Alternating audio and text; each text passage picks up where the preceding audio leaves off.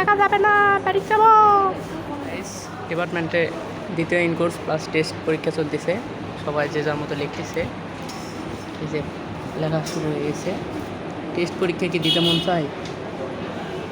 পড়াশোনার প্রতি আগ্রহ একদম শেষ হয়ে গেছে। অনার্স লেভেলে 4 ঘন্টা পরীক্ষা দিতে হচ্ছে।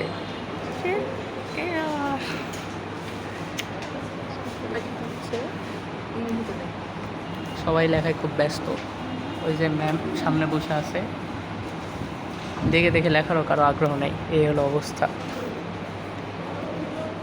টেস্টে যেন সবাই লেখে, এই জন্য প্রশ্ন সহজ সহজ দিছে, কিন্তু ছেলেমেয়েদের লেখার ইচ্ছা নেই। 10 মিনিটে 10-এর অ্যান্সার করছি, আর কি লাগবে? আর লেখা যাবে না।